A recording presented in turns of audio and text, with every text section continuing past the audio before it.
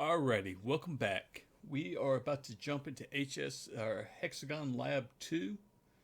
We are going to introduce the common class, our chunk common class, that will let our chunks talk to each other so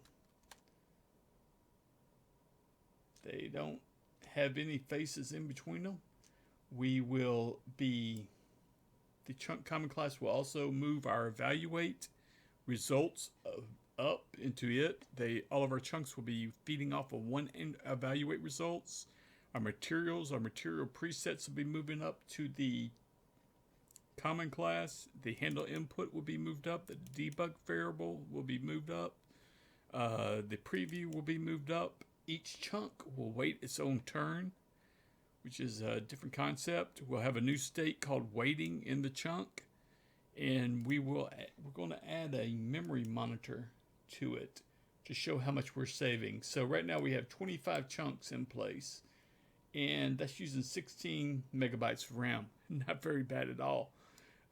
If we were not using the common, though, that would be about 24 times. That would be about 200 megabytes of RAM, because each chunk would have its own copy of the vertices, etc., the evaluate results and the materials.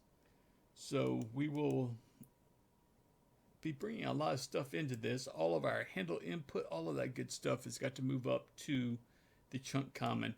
But this shouldn't be a huge problem.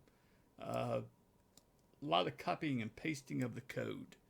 So let's get going. Let's get to it.